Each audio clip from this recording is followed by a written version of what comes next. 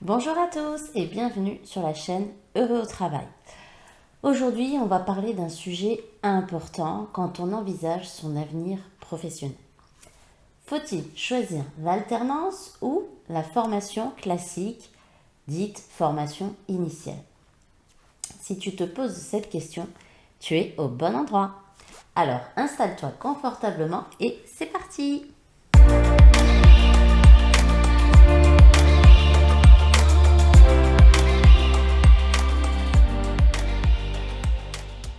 Tout d'abord, parlons de l'alternance. L'alternance, c'est quoi?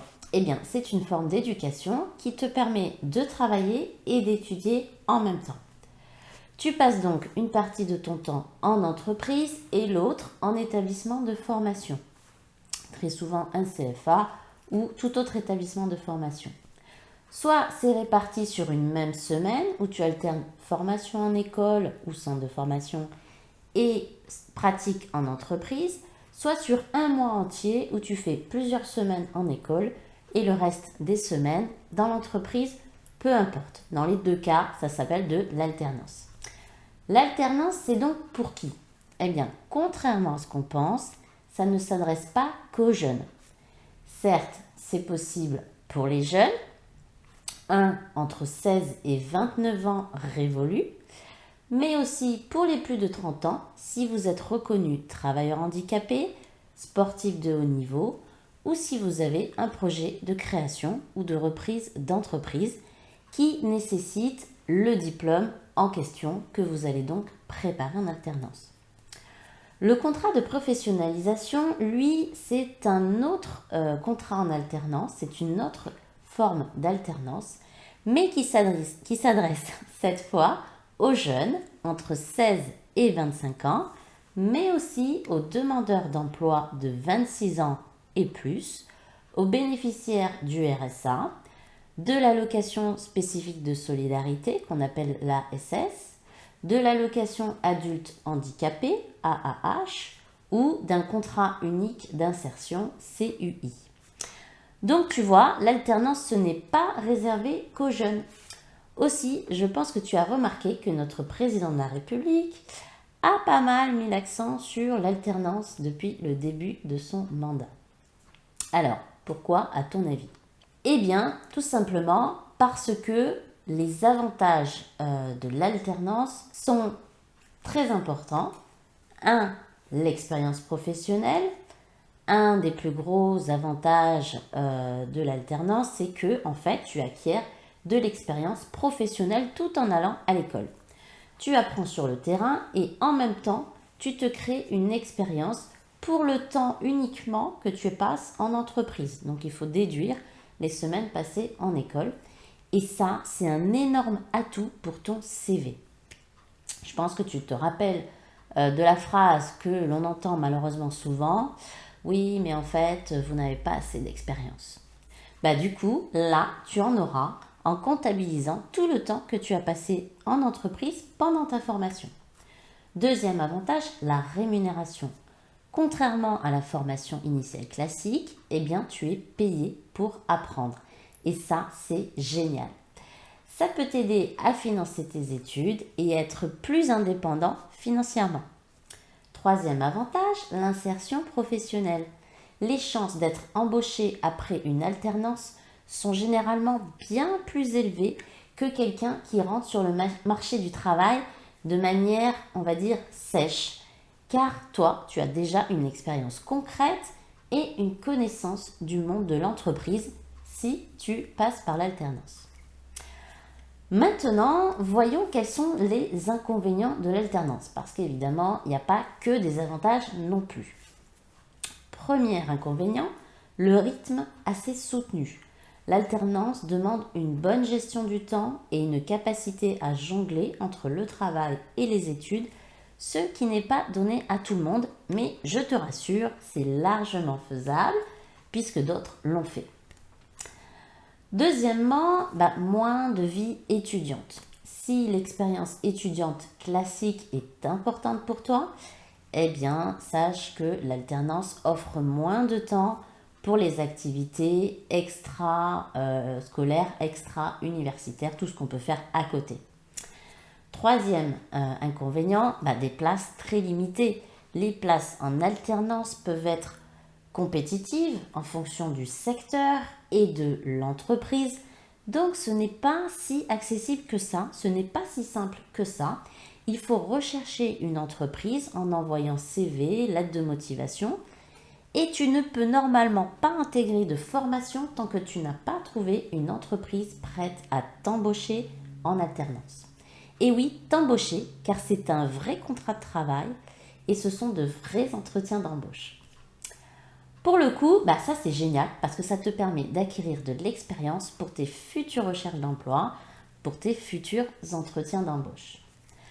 Maintenant, comparons l'alternance à la formation initiale classique. Eh bien, la formation initiale, c'est le parcours classique. Perso, c'est celui que j'ai fait, mais bon, c'était à une autre époque, on va dire. Et tu es à temps plein dans une école ou une université et tu te consacres entièrement à tes études. Après, tu peux faire des jobs étudiants le week-end ou pendant les grandes vacances, mais souvent, ça n'a pas vraiment de rapport avec ta formation et c'est juste là pour gagner des sous. Même si, évidemment, ça peut servir pour le CV, d'accord? Du coup, on pourrait se demander, mais quels sont les avantages d'une formation initiale classique? Premièrement, l'approfondissement de tes connaissances. Tu as vachement de temps pour te plonger dans la théorie, dans les théories, et pour acquérir des connaissances académiques solides. Deuxième avantage, la vie étudiante. La formation initiale te permet de vivre pleinement l'expérience étudiante avec toutes les activités et les opportunités, notamment de réseautage, que ça permet de développer aussi. Il n'y a pas que les fêtes.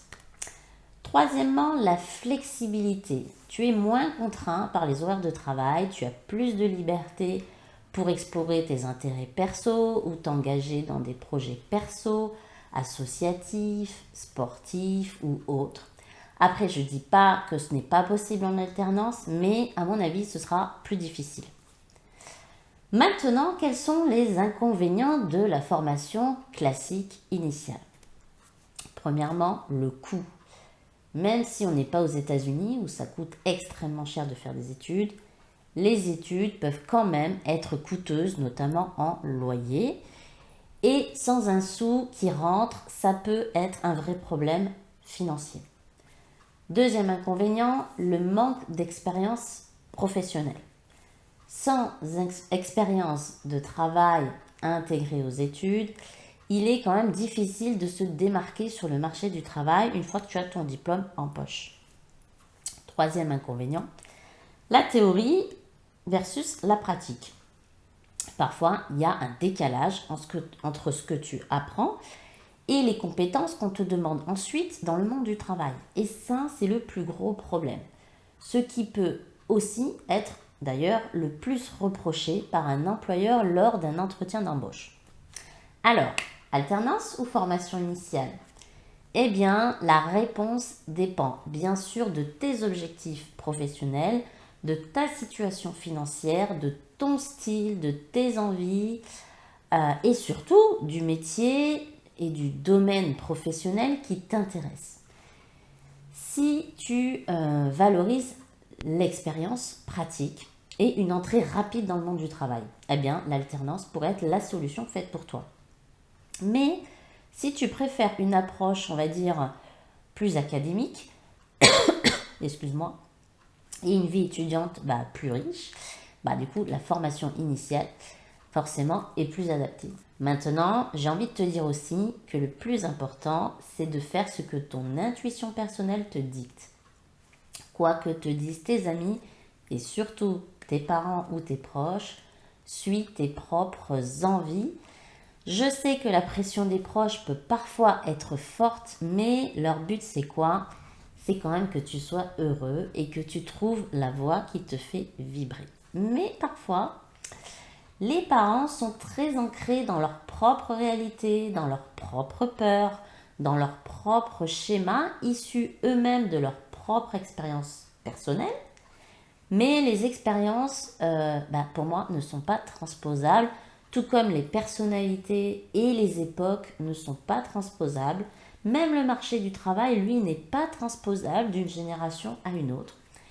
Je pense que le rôle d'un parent, c'est surtout de guider son enfant en le rendant autonome et surtout en lui posant un cadre pour éviter les très mauvaises expériences. Je parle là de choses très graves comme la drogue ou les situations dangereuses pour lui et pour les autres.